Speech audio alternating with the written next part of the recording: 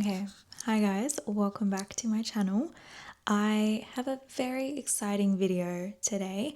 I'm also using a whole new setup, so I've got a new camera and I've got a new mic, so I really hope this is nicer quality. I hope there's nothing wrong with the mic. I'm going to try and keep it pretty close so that it works, but yeah, let me know if you notice a difference, if you like this new setup. But I also have a new background, which is a little plain, but I'm just trialing new things. So I apologize if it's a little different, but yes, that is not the point of this video. The point of this video is we are going to be talking dark academia, and oh my god, I don't know why this genre has taken over my world by storm, but it definitely has pretty much, I would say, flooded my autumnal winter reads, and it got me thinking if I have to stop reading dark academia for the summer and the spring because it just doesn't seem like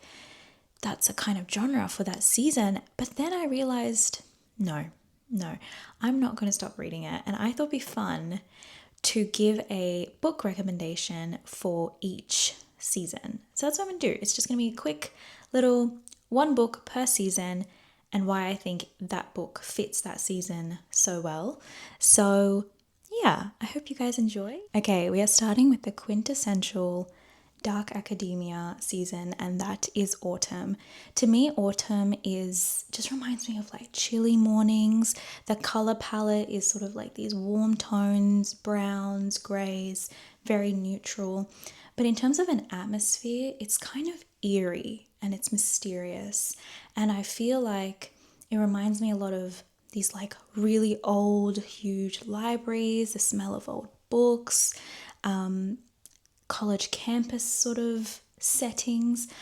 So for this season, I decided to pick If We Were Villains by ML Rio, and I read this a couple months ago, and I think it fits autumn perfectly. I'll do a quick little like what it's about.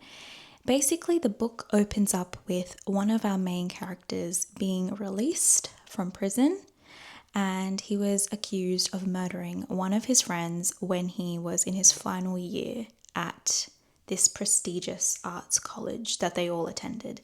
And so the book is just opening from that point, and we basically go back in time to recount how we got to this point. And it's just the most intense plot, but it fits so perfectly with this autumnal aesthetic, I guess. It's set in as I said, a very elite arts college. There's constantly scenes of them in the forest, in a lake situation. I mean, there's a murder, so it just fits this eerie kind of like murder mystery kind of vibe. And yeah, we essentially follow these Shakespearean students, and we follow a very close group of friends, and obviously something tragic happens, a murder. But also, that's not a spoiler, by the way. But yes, we follow these theatre students, and the sort of tone throughout this book is the roles they play in their actual plays kind of transcend the stage, and they start to emulate the roles that they take on. It kind of becomes their personality. And so these like intense characters, intense Shakespearean characters they play on stage, start to transfer into their own lives. And it just adds to the intensity. It makes this book so dramatic and psychological. And to me, it fits such a classic dark academia book trope. And that's why I picked it for autumn. So that's my autumn pick. It's dramatic, it's psychological, it's set in a college campus vibe. I think it's the perfect autumnal season read. So yeah, If We Were Villains by ML Rio. Okay, I'm back. I took a little break, but we're here and we're up to winter. And to me, winter is still in the realm of dark academia, but it's more harsh and brutal, unforgiving. And for this season, I have to recommend Blood Over Brighthaven by M.L. Wang. This book is perfectly wintry, not only in its plot, but the actual setting itself. So the setting is, we have this sort of city. It's like a dome, and within we have everyone's living in this warm, technologically advanced, protected little bubble. And outside the bubble is this really harsh, cold, icy wilderness. But the wilderness is critical. It's critical to the plot of this book. And so that's why I think it's important to put this under the winter season. But the actual plot itself, we have our main character named Skyona. She is a research mage, and she is on a warpath to make it up in the ranks of academia. She is just wanting to be the first woman to get to this particular position in their academic institution, and no woman has done that before. So there's a lot of resistance, there's a lot of comments, but she's pushing through because this is her dream and this is what she wants to do. When she eventually does get there, this is not a spoiler, she uncovers some truths of the magic, and she has to make some really tough calls. And I feel like the whole story is so wonderfully crafted, like the relationships and the founding friendships, everything is great. But the actual adventure and like what everything happens, what everything goes down in the book is so large scale, and there's just such intense consequences for our main characters that I think it fits that winter season of like, sometimes there's a lot of sacrifice and a lot of suffering and pain so that later on we can get good things.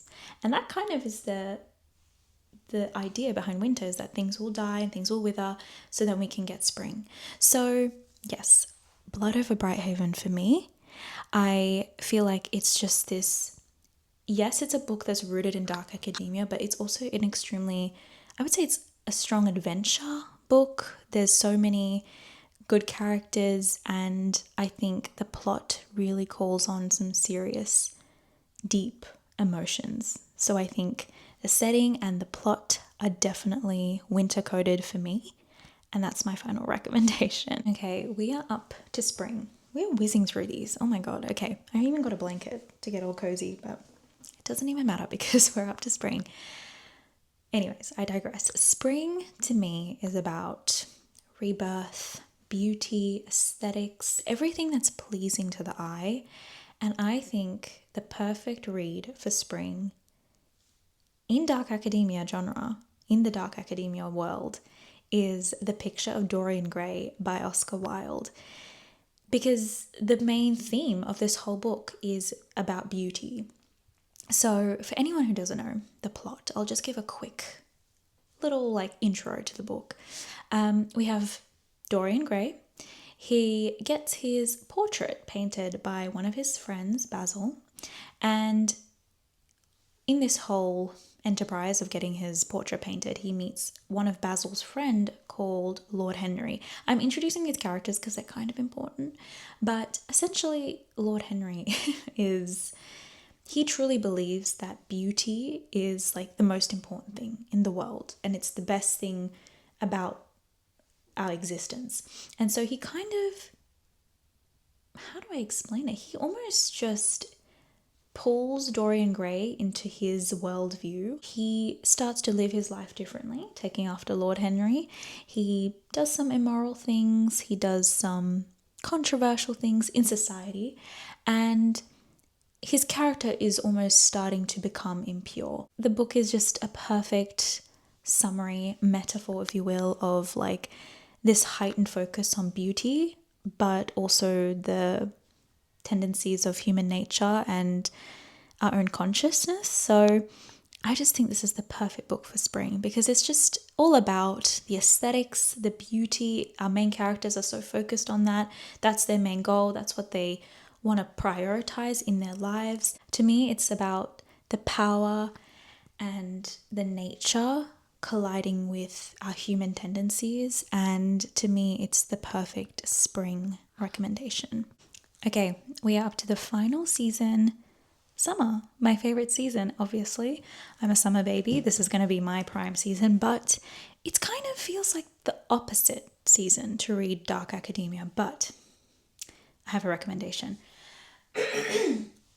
My recommendation for summer, to me, summer is almost this intense heat, overwhelming, suffocating kind of feeling. And the book that really linked with this kind of feeling to me was The Bell Jar by Sylvia Plath. If you do not know what this book is about, we have our main character, Esther Greenwood. She goes on her summer internship to New York City for a fashion magazine. And it's just her kind of going into this new world, new atmosphere, and exploring her youth.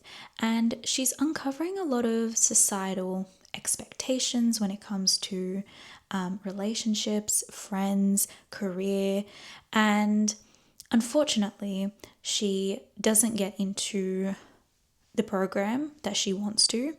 And the story actually takes a bit of a turn, and it's really sad, but it takes on a new layer of exploring her mental decline. And it's quite an intense read for that reason, but that's why I think it fits perfectly with this summer atmosphere. Because if you don't know, the bell jar is a metaphor for Sylvia Plath's, because she also struggled with her mental health, but also her main character, Esther Greenwood's mental health, and how it's just this overwhelming, suffocating spiral.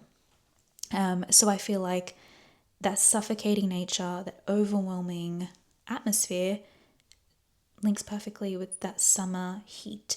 But obviously she also did a summer internship, just to keep it very basic and simple. I like to link these books not just in their setting, but their tone and imagery to the season. So that's why I picked The Bell Jar for summer.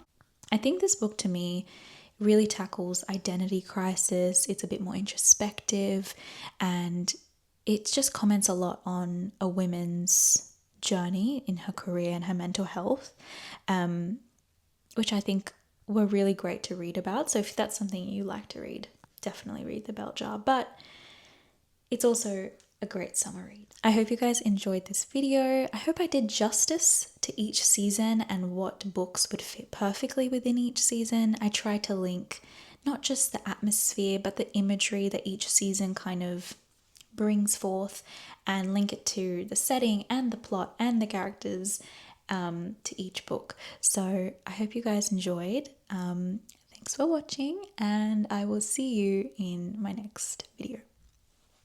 Bye.